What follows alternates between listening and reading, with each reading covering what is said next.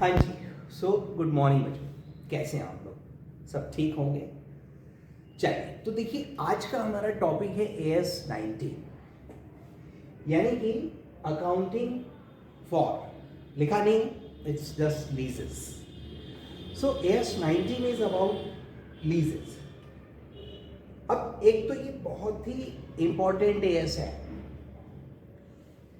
अब देखिए लीज मतलब एग्जाम व्यू पॉइंट से भी और प्रैक्टिकली, तो अब देखिए मैं आपको एएस का पहले ओवरव्यू देता हूँ कि वो क्या क्या है। सर सबसे पहला कि लीज क्या है। तो लीज का मतलब है लाइक जहाँ पे हम राइट टू यूज ट्रांसफर कर रहे हैं। बेटा लीज का मतलब है कि राइट टू यूज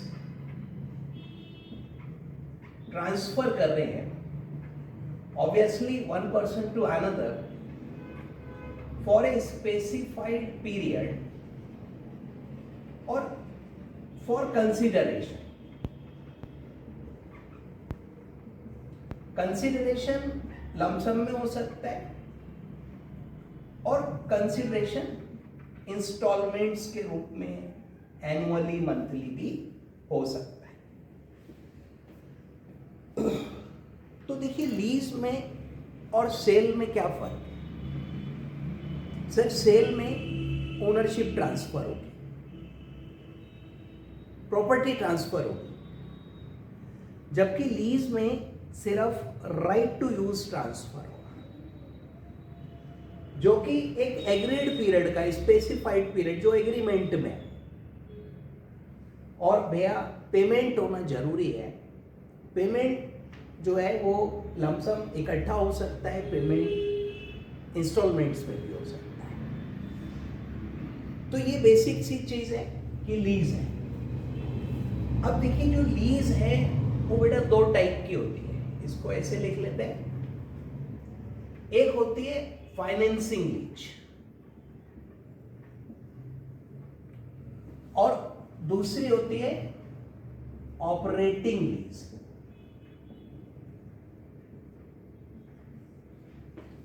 सो ये अकाउंटिंग स्टैंडर्ड आगे जाके दो हिस्सों में बंट जाता है और फाइनेंसिंग लीज और ऑपरेटिंग लीज की बात करता है। फाइनेंसिंग लीज एक ऐसी लीज है जहां पे substantially all risk and reward relating to ownership are transferred, or operating lease obviously other than financing lease. Sir, it is a lease other than financing lease. अब लीज दो प्रकार की हो गई, दो तरीके की हो गई। फाइनेंसिंग लीज का मतलब एक ऐसी लीज जहां पर ओनरशिप से रिलेटेड जो भी रिस्क और रिवार्ड है वो सब्सटेंशियली ट्रांसफर हो रहे हैं।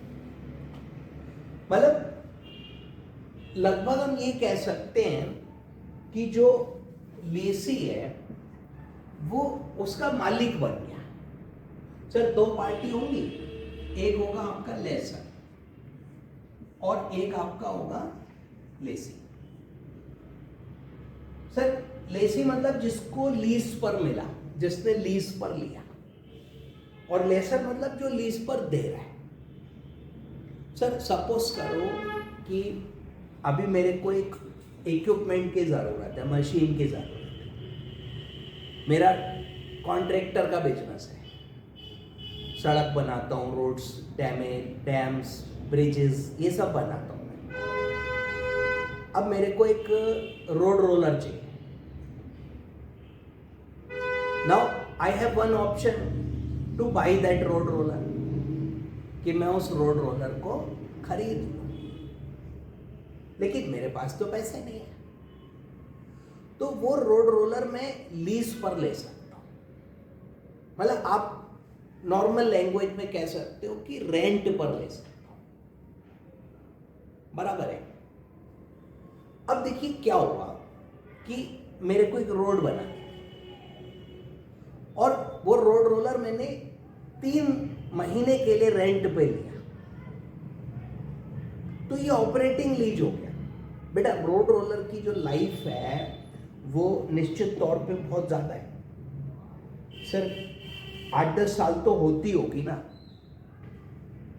और मैं 3 महीने के लिए ले रहा हूं, तो दैट मीन्स कि मैं उस चीज को किराए पर ले रहा हूं ना,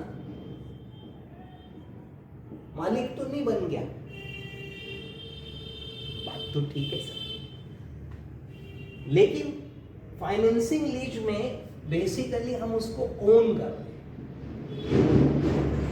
हालांकि ओनरशिप तो ट्रांसफर नहीं हो रही, ओनरशिप तो बिल्कुल भी ट्रांसफर नहीं हो रही है ना, बट क्या है कि सब्सटेंशियली यानी सब्सटेंस ओवर फॉर्म, उसका रिस्क और रिवार्ड मेरा हो गया। मतलब मैंने उस एसेट को एक प्रकार से खरीद लिया। सर ये लिखना नहीं है आपको एग्जाम में, ये सिर्फ समझाने के लिए कह रहा हूं मैं। फाइनेंसिंग लीज एक ऐसी सिचुएशन है जहां पे असेट की ओनरशिप टेक्निकली तो नहीं मिल रही है, संभव ही नहीं है, बट उसका ओनरशिप का रिस्क और रिवार्ड मिल गया, ट्रांसफर हो गया। सर देखो, जैसे at the end of lease period, at the end of lease period asset is to be transferred to lessee. अगर इस तरीके का है कि जो लीज टर्म है उसके एंड में एसेट ट्रांसफर कर देंगे। सर वही रोड रोलर था, रोड रोलर का useful life let me assume 10 years है, और मैंने 3 महीने के लिए किराए पे लिया, तो भाई ऑपरेटिंग लीज ही तो होगा। सर किराए पर ही तो ले रहा हूं, 3 महीने का जो मैं रेंट पे करूंगा वो रोड रोलर की कॉस्ट से तो बहुत कम होगा ना, और लाइफ से भी बहुत कम पीरियड में यूज कर रहा हूं, तो किराए पर है वो। लेकिन अब देखो, जब आपका लीज पीरियड के एंड में असेट ट्रांसफर हो रहा है, से 3 महीने का ही है, लेकिन 3 महीने बाद वो एसेट मेरे को मिल जाएगा, तो दैट मीन्स मैंने खरीद लिया, वो परचेस हो गया। सर दूसरा हो सकता है option to purchase. At the end of lease term, at substantially lower value than fair value। Sir suppose asset की लाइफ 5 है, लीज टर्म 3 है, और 3 साल बाद I have option, lessee has option to purchase the asset at a value which is less than its fair value at that time। उस समय fair value से 10 lakhs है, and I have option to buy it for 6 lakh, तो मैं खरीदूंगा ही ना। तो that means कि substantially risk और reward पास हो गया बेटा। सर जो लीज पीरियड है या लीज टर्म है वो equals to that covers substantially full useful life of asset. बेटा एसेट की लाइफ है 10 इयर्स और मेरा लीज टर्म भी है 10 इयर्स या 9 साल या 9.5 साल, 90% लिखा नहीं है, बट 90% को हम सब्सटेंशियल मानते हैं बेटा, 90% को हम सब्सटेंशियल मानते हैं। तो एसेट की लाइफ 10 साल है और मेरा लीज टर्म 9, 9.5 या 10 है, तो भाई पूरा लीज पीरियड तो मैंने यूज करा उसे, तो खरीदूं या किराए पे रखूं, all the risk and rewards are mine, वो तो सब मेरे हो गए. So this is financing lease. ये भी फाइनेंसिंग लीज हो गई बेटा. Sir present value of minimum lease payments is equal to fair value of asset. Again देखो सब्सटेंशियल बात करूंगा 90%, है ना. ये 90 कहीं लिखा नहीं है एएस में, लेकिन 90 को सब्सटेंशियल मान लेते हैं. सपोज जो एसेट लीज पे लिया उसकी फेयर वैल्यू 10 लाख है, और जो मैं लीज पेमेंट्स कर रहा हूं उसकी प्रेजेंट वैल्यू 9.5 लाख है या 10 लाख है, तो भाई आप उतना पेमेंट कर रहे हो जितने की एसेट है. क्यों कर रहे हो सर? क्योंकि आपने पूरा रिस्क और रिवार्ड ले रखा है भैया. इसका मतलब भी ये सब्सटेंशियल है. और देखिए फिफ्थ पॉइंट है, no one else can use that asset. Sir any of this, तो हम उसको ये मानते हैं कि substantially all risk and rewards relating to ownership have been transferred to the lessee. और यदि इसमें से कोई भी सिचुएशन है बेटा, तो it will be treated as financing lease. यानी वैसे तो लीज है, वैसे तो ओनरशिप नहीं मिली, लेकिन सब्सटेंस ओवर फॉर्म, यानी हमने एसेट ऑलमोस्ट खरीद ली, ओनरशिप नहीं मिली. I agree, we are not owner of that asset.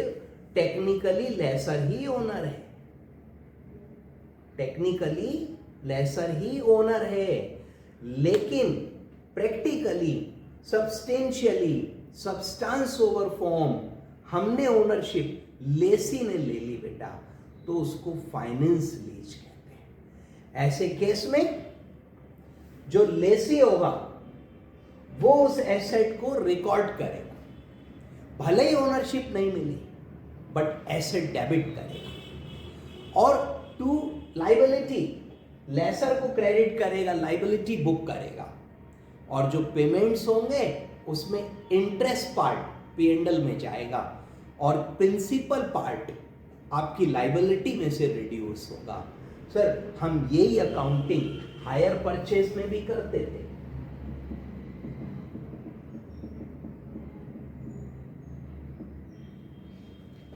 Higher purchase हमेशा फाइनेंसिंग लीज है. देखो हायर परचेज में you right to use, ownership तो नहीं मिलती थी. ओनरशिप कब मिलेगी? लास्ट इंस्टॉलमेंट पे. और eight the end of lease period 5 साल 3 साल का एग्रीमेंट होता है. सपोज एक कार मैंने हायर परचेज पे लिया, 5 साल में पेमेंट कर रहा हूं मैं. आफ्टर 5 इयर्स क्या होगा? वो कार लेसी को ट्रांसफर हो जाएगी, या उसको ऑप्शन टू परचेज मिलेगा एट ए लोअर वैल्यू, तो वो फाइनेंस लीज हो गया ना. भले ही कार की लाइफ 10 इयर्स है, लीज पीरियड 5 है, but at the and I will get the car. At the end, I will get the option to buy the car at a lower value. Yeah, lease term equals the, sir, useful life of the asset. Present value of lease payment is almost substantially equals the cost of the asset, the fair value of the asset. और asset is of such nature कि इसके अलावा कोई use नहीं कर सकता. Sir, this SSC lessee had a special requirement. इसको कोई स्पेशल एसेट चाहिए था. लेसर ने वही एसेट इसके हिसाब से बना करके इसको दिया, भैया लीज पे दिया. वो एसेट और किसी के काम की नहीं है, तो वही यूज करेगा और कौन करेगा. So it is financing lease. तो बच्चों ये फाइनेंसिंग लीज होता है. फाइनेंसिंग लीज में all risk and rewards are transferred. Okay. अब अगर ये कोई कंडीशन नहीं है तो ऑपरेटिंग लीज हो गई बेटा. अब जब ऑपरेटिंग लीज होगी तो ठीक है जी, अदर देन फाइनेंसिंग लीज है. सो फाइनेंसिंग में ओनरशिप ट्रांसफर हो रही है सब्सटेंशियली, इसमें नहीं ट्रांसफर हो रही है। इसका मैं क्या करूंगा बेटा, इसमें जो लीज रेंटल्स हम पे करेंगे वो पूरा एक्सपेंस है, वो पूरा खर्चा है। तो इस प्रकार से दोनों का अकाउंटिंग अलग है, बट अकाउंटिंग में आपको अभी थोड़ी देर में बताता हूँ। पहले इतना पोर्शन हम लोग कवर करेंगे। तो let us come to assignment. Sir पहले लीज को डिफाइन किया है, तो बेटा लीज क्या है? तो देखो, lease is an agreement where by one person transfers another. Agreement होगा, दो लोग होंगे और one person transfers another. Most important चीज क्या है, हम किसी एसेट का राइट टू यूज ट्रांसफर करते हैं। तो आगे लिखा है right to use an asset. Asset transfer नहीं होगी, उसका राइट टू यूज ट्रांसफर होगा। ठीक है, अब मान लो मेरे पास ये फोन है, तो मैं ये फोन ट्रांसफर नहीं करूंगा आपको, लेकिन आपको दे दूंगा और आप इसको यूज कर सकते हो। You will get right to use, बराबर है। सो राइट टू यूज हम ट्रांसफर कर सकते हैं, करेंगे for an agreed period. Period fixed होना चाहिए, और फॉर ए पेमेंट और सीरीज ऑफ पेमेंट्स कंसिडरेशन होना चाहिए। तो ये हमारी लीज की डेफिनेशन है। देखिए, ये बात क्लियर हो गई। एसेट ट्रांसफर नहीं होगी, उसका राइट टू यूज ट्रांसफर होगा। और देखो बेटा, आज के इस युग में, करंट टाइम्स में, इस तरीके के बहुत अरेंजमेंट्स हो रहे हैं। पहले लीजेस कम होते थे, और जो लीजिंग कंपनीज हैं, हायर परचेज कंपनीज हैं, वो थ्योरेटिकल कॉन्सेप्ट ज़्यादा थे। बट आज की डेट में many people go for this lease. तो लीजिंग कंपनीज का भी धंधा खूब बढ़िया चल रहा है, और लोग लीज पर एसेट्स को लेना पसंद करते हैं। देखिए, अब इतनी बात जब मैंने आपसे करी है, लीज दो प्रकार की है। इस केस में लेसी एसेट को रिकॉर्ड करेगा, भले ही ओनरशिप नहीं मिली है। इस केस में मतलब ही नहीं होता। सर यहाँ पे जो लीज रेंट पे करेगा, उसमें कॉस्ट ऑफ असेट भी है और इंटरेस्ट भी है। यहाँ पे जो पेमेंट करेगा वो पूरा रेंटल है, P&L में जाएगा। ठीक है, ये मैं आगे बताऊंगा। अब देखो, जो फाइनेंसिंग लीज है और ऑपरेटिंग लीज है, ये अकाउंटिंग स्टैंडर्ड ने करा। We are studying AS 19, accounting standard कर रहे हैं। अब जब इस केस में आप एसेट रिकॉर्ड करोगे, तो भैया डेप्रिसिएशन भी लगाओगे। ये लेसी जो है ना, डेप्रिसिएशन भी लगाएगा। ओके, लेकिन अब देखो, अगर मैं यहां आपसे थोड़ा बात GST का करूं, तो बच्चों GST कब लगेगा?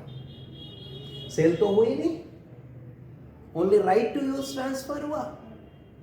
लेकिन बेटा, हमारे कॉन्स्टिट्यूशन में आप अगर सेल की डेफिनेशन पढ़ोगे, तो उन्होंने लीज को सेल में ले रखा, और GST वो तभी लगा देंगे जब एग्रीमेंट होगा। सर, लॉ है देश का।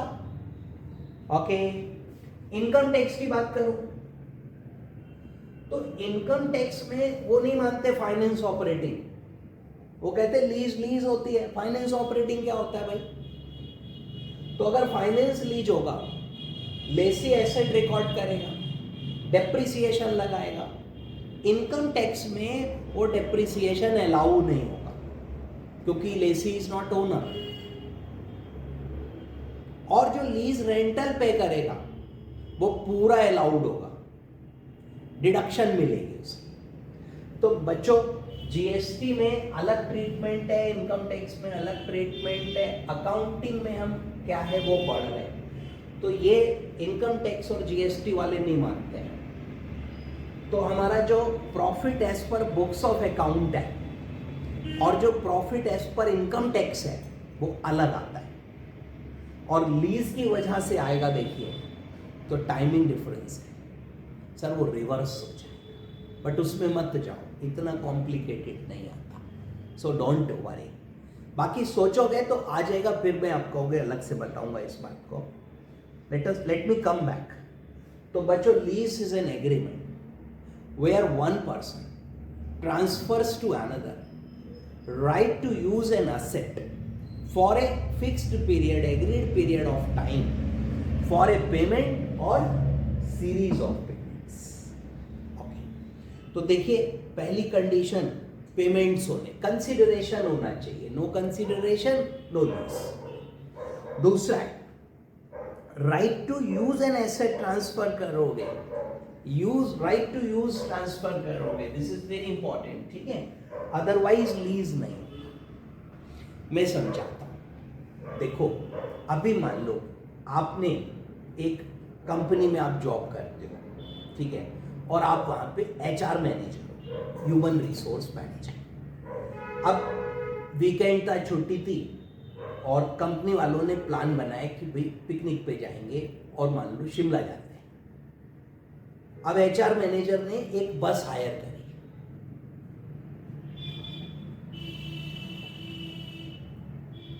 एचआर मैनेजर ने एक बस हायर करी ताकि एम्प्लॉइज उसमें जा सके, बैठ के अभी बैठाएंगे, सबको ले चलेंगे, एक रिसोर्ट बुक करा, वहां जाके रुकेंगे।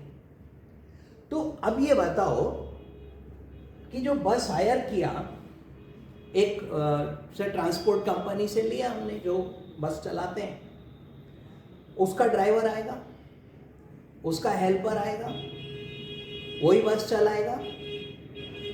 सर डिड आई, मैं HR manager, get the right to use? No, मैं सर्विस ले रहा हूं सर, मैं केवल सर्विस ले रहा हूं, और बेटा ये लीज नहीं होती है। I didn't get right to use, bus को वो मेरे यहां खड़ी कर जाए बस वाला, और मैं चला के ले जाऊं या मेरा बंदा चलाए, तो राइट टू यूज मिला। बस तो उसी के कंट्रोल में, उसी के पोजीशन में, मैं तो खाली उसको सर्विस ले रहा हूं। तो राइट टू यूज होना चाहिए बेटा, सर्विस नहीं। अभी रिसोर्ट मिला मेरे को, मैं उधर बुक कराया, सबको लेके गया रिसोर्ट में, हम लोग 2 दिन रुके वहां पे। तो भाई ये क्या है, राइट टू यूज थोड़े ही है, रिसोर्ट पूरा थोड़ी आपने हायर कर लिया, you are just getting a service, उसको लीज नहीं बोलते। तो second point, contract should be for right to use. अगर खाली सर्विस मिल रहा है, राइट टू यूज नहीं है, तो लीज नहीं है, वो हट जाओ। अभी आप क्लास में पढ़ने आते हो, आप डेस्क और बेंच पे बैठते हो, बेटा राइट टू यूज थोड़ी मिलता है, आपके कंट्रोल में नहीं होता। तो क्या है कि वो लीज नहीं है, आपने लीज पे थोड़ी लिया। चल, एग्रीड पीरियड होना चाहिए। सो फिर आगे लिखा है कि हायर परचेज एग्रीमेंट भी लीज है, और उसमें ऑप्शन होती है जो लास्ट में उसको एसेट ट्रांसफर कर देते हैं, तो वो भी लीज में कवर होती है। और जहां तक देखिए हायर परचेस है, वो हमेशा फाइनेंसिंग लीज में कवर होती है, ऑपरेटिंग नहीं हो। नाउ क्लासिफिकेशन, तो देखिए 2 क्लास है बेटा, फाइनेंसिंग लीज और ऑपरेटिंग लीज। अकाउंटिंग ट्रीटमेंट दोनों का बिल्कुल अलग है, बिल्कुल अलग। सर यहाँ पर मैं एसेट को रिकॉर्ड करूंगा, यहाँ पे कतई नहीं करूंगा। यहाँ पे जो पेमेंट होगा एसेट की कॉस्ट भी है, इंटरेस्ट भी है। यहाँ जो पेमेंट होगा वो सिर्फ रेंटल है, P&L वाला है। Operating lease is in substance agreement of taking the asset on rent. ये रेंट का एग्रीमेंट है, किराए पर ले रहे हो, ओनरशिप नहीं। जबकि फाइनेंसिंग लीज, फाइनेंसिंग करा रहे हैं अपन, हमारे पास पैसे नहीं है, so we got the asset on lease. बेटा question 1, define the finance lease और सिचुएशंस बताइए। तो नीचे है आंसर इसकी। और फाइनेंस लीज एक ऐसा लीज है जहां पर substantially all risk and rewards relating to ownership are transferred. तो finance lease in substance agreement of financing Finance lease is lease that transfers substantially all risk and reward incidental to ownership. तो ये main है.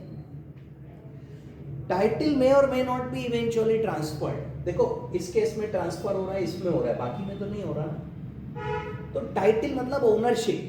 Transfer हो भी सकता है और नहीं भी हो सकता है. बेटा रिस्क का क्या मतलब है? सर रिस्क का मतलब है जैसे ऑब्सोलीट हो गया, टेक्नोलॉजी चेंज हो गई, मार्केट में डिमांड खत्म हो गई, वो सब रिस्क है. और returns sir economic conditions, profits हो गए. एनीवे एग्जांपल्स देखिए 5 दिए हुए हैं. पहला है ownership is transferred at the end of lease period. दूसरा है lessee has option to purchase the asset at a price which is expected to be sufficiently lower than fair value जब वो खरीदेगा. मतलब उस समय उसकी वैल्यू 10 लाख है, एसएससी को 6 में मिल रही, 7 में मिल रही है, सब्सटेंशियली लोअर है. ठीक है, 90% से कम मिलेगी तभी तो लोअर मानेंगे. हाँ 10 की 9 में मिल रही है तो लोअर नहीं मानेंगे. Lease term covers major part of economic life, major part 90%. और बेटा present value of minimum lease payments, what are minimum lease payments we will discuss subsequently. और वो फेयर वैल्यू ऑफ असेट के बराबर है. और बच्चों लीज असेट इस नेचर की है कि उसे कोई और यूज नहीं कर सकता. तो देखिए अगर क्वेश्चन पूछता व्हाट इज फाइनेंस लीज, तो आप ये बताओगे एक ऐसा लीज एग्रीमेंट जहां पे all the risk and reward relating to ownership are substantially transferred. Examples में आप ये बताओगे कि भैया लीज पीरियड के एंड में एसेट ट्रांसफर हो रही है, या फिर ये कंपलसरी है, इसमें ऑप्शन है, या फिर लाइफ और लीज पीरियड लगभग बराबर है, या लीज पेमेंट्स की present value, minimum lease payment आगे बताऊंगा, फेयर वैल्यू ऑफ एसेट के बराबर है, या फिर एसेट का नेचर इस तरीके का है कि लेसी के अलावा कोई और use. Okay, so this is substantially risk and reward have been transferred and it will be classified as financing lease. Okay sir. Now the question is what is operating lease? Beta operating lease is the lease other than financing lease. Operating lease में सिर्फ right to use transfer होगा, risk और reward transfer नहीं होगा. उसके बाद देखिए substance over form देखेंगे. तो जो substance है transaction की reality है that will be checked. Legal form is not that much important. तो देखिए अकाउंटिंग में ये तो हमेशा से ही रहा है कि जो उसका सब्सटेंस होता है, किसी भी ट्रांजैक्शन का रियल नेचर होता है, हम उससे गाइड होते हैं, ना कि जो उसका लीगल फॉर्म है उससे. नेक्स्ट, क्लासिफिकेशन कब होगा? सर ऑब्वियसली ये क्लासिफिकेशन तब होगा जब लीज शुरू, इंसेप्शन ऑफ लीज, बाद में थोड़ी होगा. रिव्यू करें इस क्लासी, ये सब बगलौटी मत करो बेटा. तो क्लासिफिकेशन शुरू में होगा जब लीज स्टार्ट होगी, then we will classify whether it is finance lease and operating lease. Sir क्या लेसर और लेसी अलग अलग क्लासिफिकेशन हो सकता है? देखो ट्रांजैक्शन एक है, एसेट एक है, एग्रीमेंट एक है, बट इज इट पॉसिबल कि लेसर बोले फाइनेंसिंग लीज है, लेसी बोले कि नहीं ऑपरेटिंग है, या उल्टा कर दो? तो देखिए नॉर्मली नहीं, लेकिन कभी कभी हो सकता है. अब आप कहोगे ऐसा कैसे? बेटा दोनों जगह एक्चुअली वैल्यूज डिफरेंट है. गारंटीड और अनगारंटीड रेसिडुअल वैल्यू का झगड़ा है, मैं आपको आगे बताऊंगा. लेसी जो है वो गारंटीड वैल्यू देखेगा, और लेसर जो है गारंटीड और अनगारंटीड दोनों देखेगा. तो यहाँ पर जो प्रेजेंट वैल्यू आएगी लीज पेमेंट्स की, और यहाँ पर जो वैल्यू आएगी मतलब लेसर और लेसी के यहाँ, that can be different. So there can be different classification, but this will happen in rare case. अब आप कहोगे सर क्या है ये गारंटीड अनगारंटीड? तो बेटा आगे आ रहा है, अभी आता है, थोड़ी देर रुक जाओ. प्रेजेंट वैल्यू तो भी बोला था ना, आगे बताऊंगा, आ रहा है. तो क्लासिफिकेशन सर लेसर लेसी देखो लिखा है will generally classify the transaction at same basis. Generally दोनों के यहाँ फाइनेंस या ऑपरेटिंग होगा, पर कभी कभी डिफरेंट हो सकता है। उसके बाद है देखिए implicit rate of interest in the lease. Implicit rate of interest या implicit interest rate. Sir concept वही है जो IRR का था, इंटरनल रेट ऑफ रिटर्न, और इम्प्लिसिट रेट ऑफ इंटरेस्ट एक ही बात है बेटा, दोनों का कॉन्सेप्ट वही है। तो ये वह डिस्काउंटिंग रेट है जो कि फाइनेंस लीज में हमारा जो वैल्यू है उसको इक्वेट कर दे। तो sir it is discounting rate which equates present value of lease payments। Sir देखिए लिखा है the interest rate implicit is the discount rate at the Inception causes the present value of minimum lease payment from standpoint of lessor and unguaranteed residual value to be equal to fair value। तो discount which equates present value of lease payments to the fair value of asset। Sir ये हम laser के view point से करेंगे और इसमें हम minimum lease payments और जो अनगारंटीड रेसिडुअल वैल्यू है वो लेंगे। ठीक है सर, नहीं समझ में आएगा मैं जानता हूं, मैं समझाता हूं क्या। देखो व्हाट हैपन्स, सपोज एक लेसर है और बेटा फाइनेंस लीज का ट्रांजैक्शन हुआ, क्योंकि ऑपरेटिंग लीज में तो रेट ऑफ इंटरेस्ट का कोई मतलब ही नहीं है भाई। ऑपरेटिंग लीज अगर है तो पूरी की पूरी रेंटल लेसर के लिए इनकम है, लेसी के लिए एक्सपेंस है, P&L में जाएगी। हाँ एक्रूअल बेसिस पे जाएगी, एक्रूअल पे लेंगे, पेमेंट पे नहीं लेंगे, बट जाएगी तो P&L में ना। लेकिन जहां पर फाइनेंस लीज है ओके, तो वहां पर लेसी इंटरेस्ट पे करेगा और कॉस्ट ऑफ एसेट देगा, तो वहां इंटरेस्ट का रेट आएगा, ऑपरेटिंग में नहीं आएगा, मतलब ही नहीं। अब देखो इसमें क्या होता है, एक तो आपके जो लीज रेंटल्स हैं आप वो दोगे, मतलब नॉर्मली से पर ईयर पेमेंट हो रहा है, 5 इयर्स लीज है, तो आप ईयर 1 में दोगे, 2 में दोगे, 3, 4, 5 ऐसे करके you will make certain payments. Amounts can be equal, कम ज्यादा कोई बात नहीं, लीज रेंटल से। उसके बाद में देखिए eight the and guaranteed residual value होगी, ईयर 5 पे ही होगी बेटा ये भी, और गारंटीड वैल्यू है। इसके अलावा अनगारंटीड वैल्यू होगी, ये भी ईयर 5 पे होगी।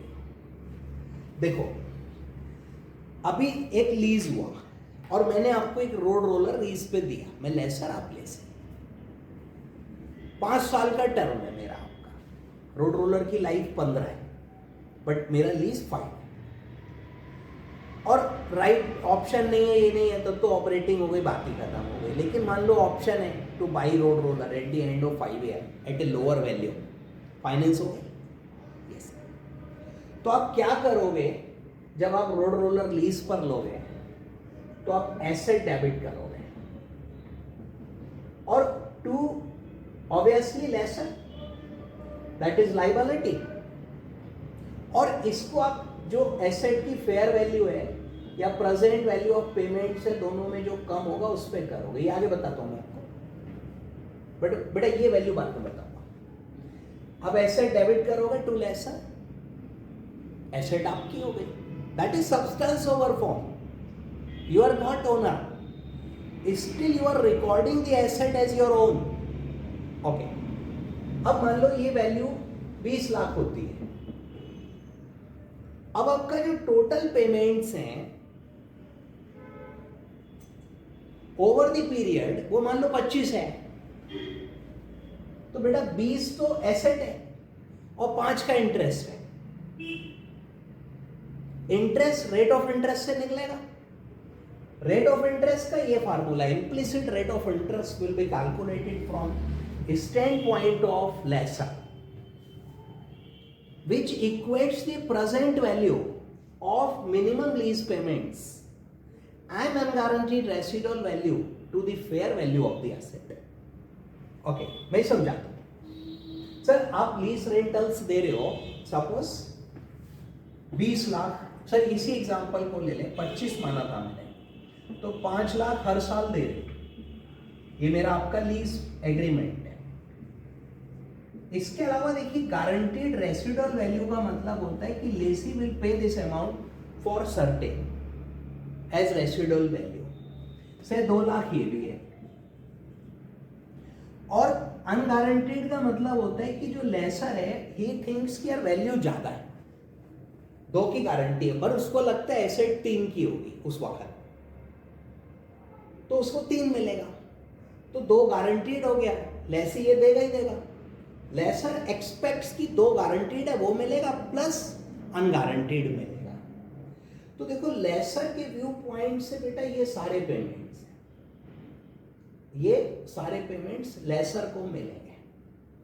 लेकिन जब आप लेसी की बात करोगे तो उसके व्यू पॉइंट से सिर्फ ये पेमेंट्स हैं. लेसर को देखो ये 5 लाख तो हर साल देना है, उसको मिलेगा. तो ये तो लेसर का भी है, लेसी का भी है. ये 2 लाख बेटा एट द एंड लेसी देगा, लेसर को मिलेगा, गारंटीड है, पक्का है. तो ये भी लेसी का भी है, लेसर का भी है. लेकिन जो अनगारंटीड है only lessor will consider. Lessee इस फिगर को इग्नोर करेगा, उसने कौन सी गारंटी दी हुई है, वो तो देगा नहीं है पैसे. जो एसेट बची है ले या तो अपने एनीवे. तो भैया ये अनगारंटीड होती है, तो लेसी सिर्फ गारंटीड वैल्यू लेगा प्लस लीज पेमेंट्स लेगा. Laser lease payments guaranteed unguaranteed लेगा. और यहां से यहां तक को हम मिनिमम लीज पेमेंट्स कह रहे हैं.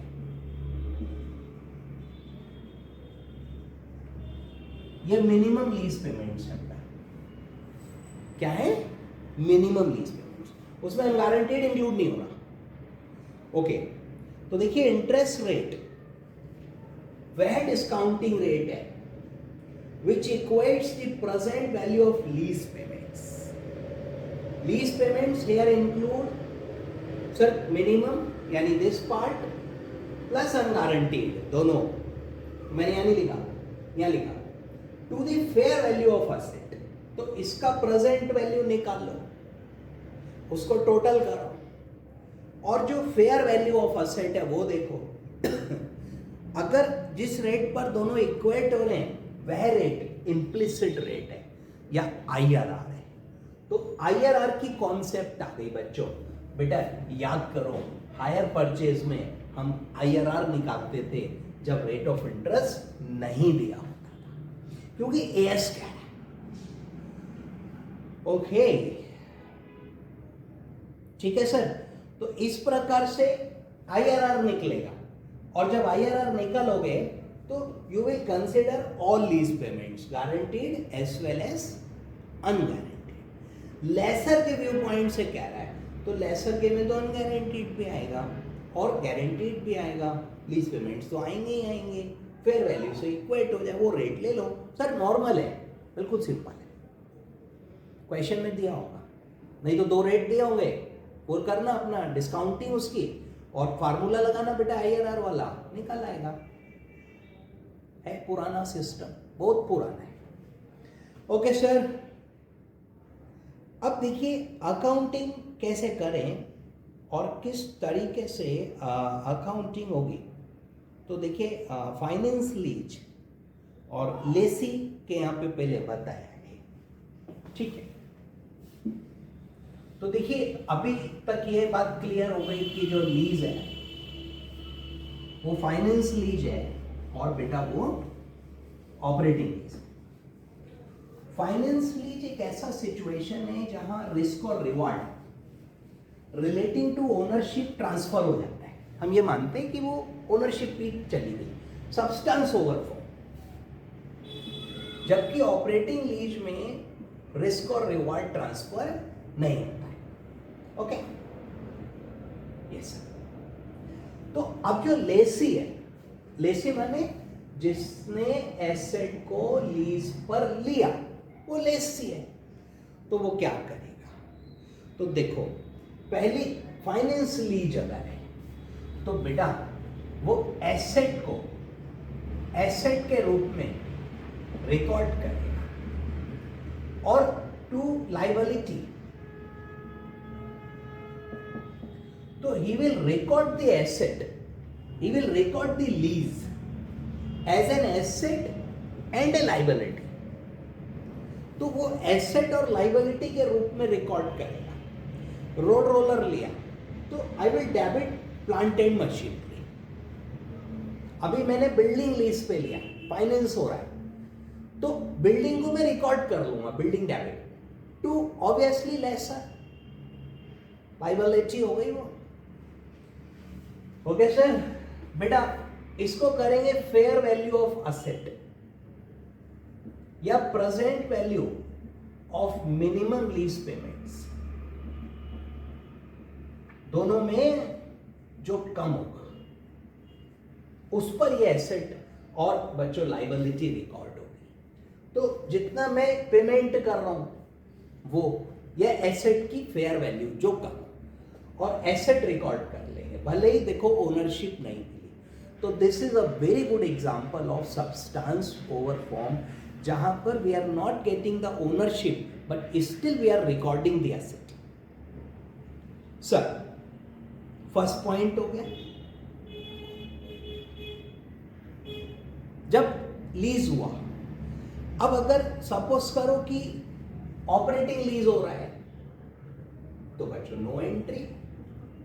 बेटा मैं कोई एसेट किराए पर लिया, किराए पर मतलब फाइनेंस नहीं है, तो मैं एसेट या लायबिलिटी क्यों रिकॉर्ड करूंगा भैया? बिल्कुल नहीं, फॉरगेट इट। ओके, अब देखिए हम हर साल लीज पेमेंट्स करेंगे। सर पेमेंट्स तो होंगे, तो जो हमारे लीज पेमेंट्स होंगे उसके दो पार्ट है। प्रिंसिपल मतलब वो इस लायबिलिटी में से कम होगा, रिड्यूस द लायबिलिटी। और बेटा दूसरा पार्ट है उसका इंटरेस्ट। इंटरेस्ट जो इम्प्लिसिट रेट ऑफ इंटरेस्ट था वो उससे लेंगे और वो इंटरेस्ट आ जाएगा, या फाइनेंसिंग चार्ज कह सकते हो आप इसको, ये फाइनेंसिंग चार्ज। तो देखो ये तो लायबिलिटी रिड्यूस करेगा और ये बेटा P&L में जाएगा। अब इंटरेस्ट ओवर लीज पीरियड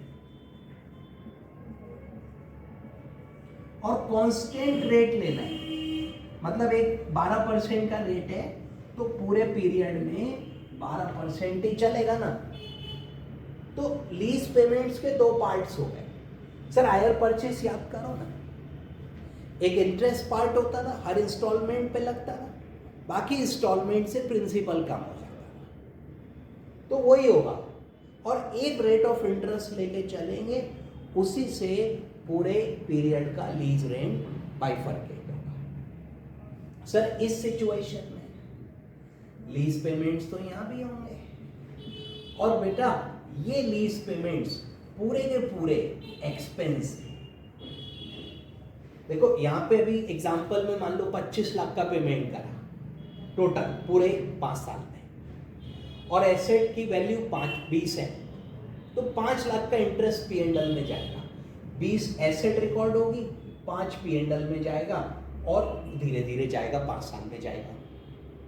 इस केस में पूरा जो पेमेंट होगा वो P&L में जाएगा, पूरा एक्सपेंस है, एसेट तो रिकॉर्ड ही नहीं करी, सो सारा P&L में जाएगा। ओके, एक्सपेंस मानेंगे, लेकिन भैया एक्रूवल बेसिस पे मानोगे ना सर जिस में आपको sir in proportion of economic benefits, जिस प्रपोर्शन में आपको एसेट से बेनिफिट्स हो रहे हैं उसी प्रपोर्शन में एक्सपेंस ट्रीट होगा। मान लो 5 साल की लीज है, 25 लाख के टोटल पेमेंट्स हैं। कैसे सर? 10 पहले मान लिया, फिर 10 20, फिर बेटा 2 2 1, 5 साल तक ये पेमेंट हो रहे हैं। मैंने जानबूझ के बड़ी अजीब सी फिगर ली है, 10 10 2 2 1।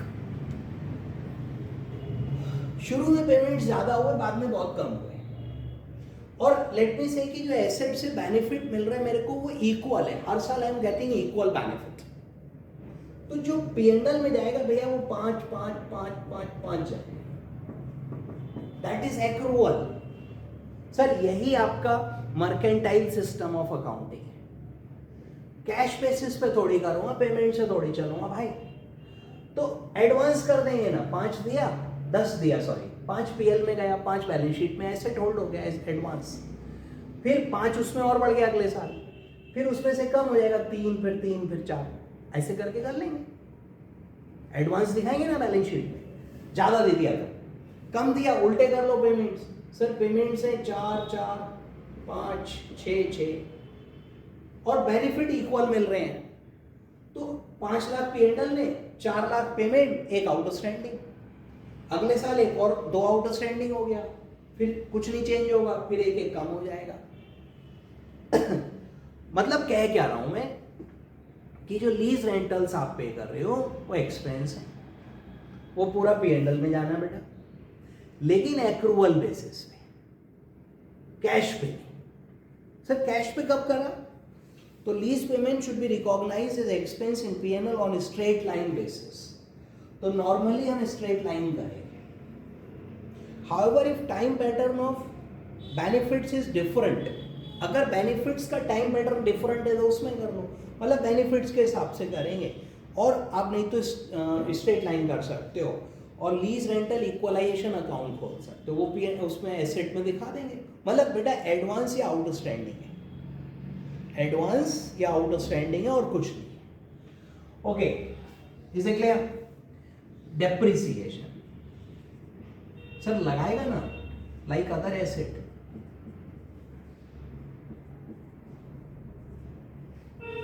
डेप्रिसिएशन अरे क्यों लगाएगा बेटा? एसेट इसकी है, जब उसने एसेट रिकॉर्ड ही नहीं करी तो डेप क्यों लगाएगा? ये लगाएगा। और पता है इनकम टैक्स में ये डेप्रिसिएशन अलाउ नहीं होगा, और वो लीज रेंटल पूरा अलाउ करेंगे, ये नहीं होगा, लेकिन इनकम टैक्स नहीं पढ़ रहे अपन। तो बच्चों depreciation should be provided as per AS 10। Policy वही रखेंगे जो बाकी एसेट की, और इस केस में नहीं लगाएंगे। उसके बाद डिस्क्लोजर है। तो देखिए फाइनेंस लीज में जो एसेट एक्वायर किए वो आप सेपरेटली शो करोगे, एसेट रिकॉर्ड करें तो जाएगा अपना पीपी शेड्यूल में, बट सेपरेटली जो ओन कर रहे हैं उससे अलग दिखाना है। For each class carrying amount, कितना उसका अमाउंट है। फिर उसके बाद reconciliation of minimum lease payments और प्रेजेंट वैल्यू, उसको टैली करके दिखाएंगे बेटा। और उसमें भी फिर हम लीज पेमेंट्स को ये दिखाएंगे कि विद इन 1 ईयर कितना पे हो रहा है, पेबल है, 1 to 5 ईयर कितना है, मोर देन 5 ईयर कितना है। ये पढ़ लेना, सिंपल है। ऑपरेटिंग लीज में एसेट तो दिखाएंगे नहीं, तो एसेट की बात नहीं होगी, कैरिंग अमाउंट भी उसका 0 है, वो भी बात नहीं होगी, खाली लीज पेमेंट्स दिखाने हैं, और वो हमको शो करने हैं not later than 1 year, 1 to 5 years, more than 5 year, separately show करने हैं बच्चों। और जो P&L अकाउंट में फिगर गई है और आगे कितनी कंटिजेंट बेसिस पे आगे रेंट पे करना है वो भी हमें बताना होगा। तो ये रीड कर लीजिएगा, मैं ज़्यादा डिटेल में डिस्क्लोजर्स में नहीं जा रहा हूँ, सिंपल है, आप याद करके आराम से लिख सकते हो, मतलब रीडिंग करोगे समझ में आ जाएगा, याद कर। ओके भैया, तो इस प्रकार से देखिए फाइनेंस लीज और ऑपरेटिंग लीज का अकाउंटिंग ट्रीटमेंट अलग है। फाइनेंस लीज को हम as asset and as liability record कर रहे हैं, ऑपरेटिंग लीज में हम कुछ भी नहीं कर रहे हैं। अब जब हमने एसेट रिकॉर्ड कर ली बेटा तो डेप्रिसिएशन भी लगाएंगे और जो पेमेंट होगा उसमें कुछ पार्ट तो लाइबिलिटी रिड्यूस करेगा, रिमेनिंग एक्सपेंस मान के P&L में डेबिट करेंगे। ओके, हाँ सर। अब देखिए कुछ न्यूमेरिकल्स दिए हैं, लाइक क्वेश्चन नंबर 2।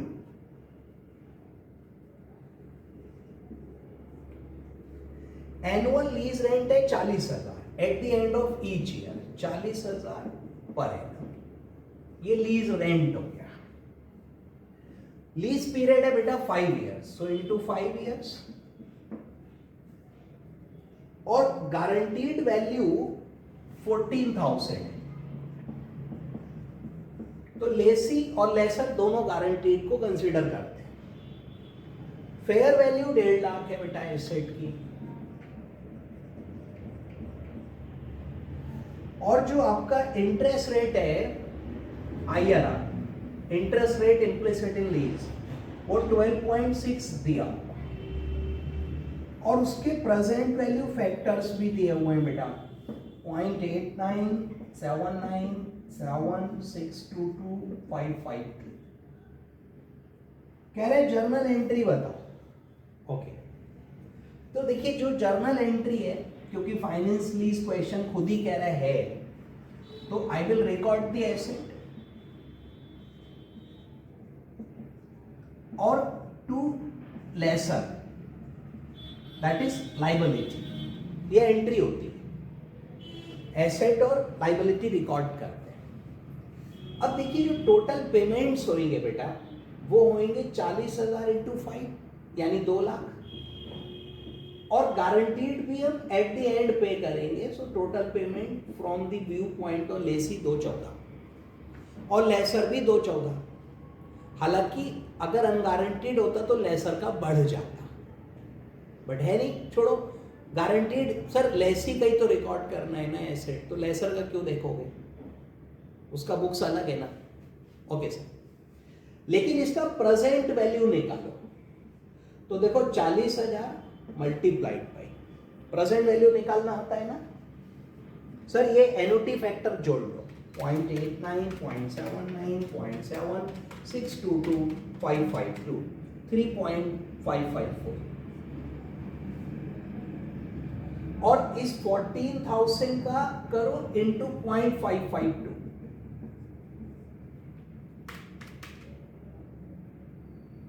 ठीक है। सो 142, 160, 14,000 into 0.552, so that is 7728 plus 142,160, it is 149,888, और एसेट की फेयर वैल्यू 150 है, ऑलमोस्ट एक ही है बच्चों, लेकिन whichever is less, rules are rules, so this entry would be pass 149,888। Sir minimum lease payments की प्रेजेंट वैल्यू या फेयर वैल्यू दोनों में जो कम होगी हम उसके ऊपर एसेट रिकॉर्ड करेंगे, सो 149,888 पर एसेट रिकॉर्ड होगा। अगला क्वेश्चन भी बच्चों सेम है, तो I am skipping that question. अब देखिए लेसर के यहां अकाउंटिंग कैसे होगा, तो लीज तो वही 2 टाइप का है आपका, फाइनेंस और ऑपरेटिंग। अब जो लेसर है ना बच्चों, वो देखिए फाइनेंस लीज में उसको सेल कर दिया। सर सोचो ना, फाइनेंस लीज है और हम लेसर के व्यू पॉइंट से बात कर रहे हैं, और बेटा ऑपरेटिंग लीज है, तो यहां पर वो एसेट उसने उसको बेच दिया। सर रिस्क और रिवॉर्ड गया ना, तो लेसी ने एसेट रिकॉर्ड करा, तो लेसर उसको जो एसेट है उसको एज डेटर रिकॉर्ड करेगा, और मतलब वो बैलेंस शीट में से एसेट हट जाएगी। और अगर मान लो लेसर जो है वो डीलर है, लेसर खुद ही डील करता है, तो सेल रिकॉर्ड करेगा at selling price, normal selling price, बाकी इंटरेस्ट है उसका, तो वो उसको सेल के रूप में रिकॉर्ड करेगा। और बच्चों डेटर यानी कि लेसी डेबिट टू सेल, ये एंट्री नॉर्मल सेलिंग प्राइस पर होगी। सर यही उसकी वैल्यू है, इतनी सेल हो गई, जीएसटी अलग भरेगा। और जीएसटी मत बात करो, जीएसटी तो इसमें भी लगेगा क्योंकि वो लीज को ही सेल मान ली है जीएसटी, उनका ऑपरेटिंग फाइनेंस में नहीं, बोले लीज है चलो आ जाओ सेल है, एनीवे जीएसटी नहीं। तो बेटा लेसी को डेबिट करेंगे टू सेल। अब इतना पैसा जो मिलेगा ना वो लेसी में एडजस्ट होगा, बाकी जो मिलेगा वो ब्याज है, तो ये ऐसे करेगा। और अगर डीलर नहीं है तो डेटर को तो डेबिट करेगा ही और जिस किसी से लिया है उसको क्रेडिट करेगा, सर किसी से लेके देगा ना, ओके। तो ये डीलर करेगा बेटा। उसके बाद देखिए जो लीज पेमेंट्स होंगे,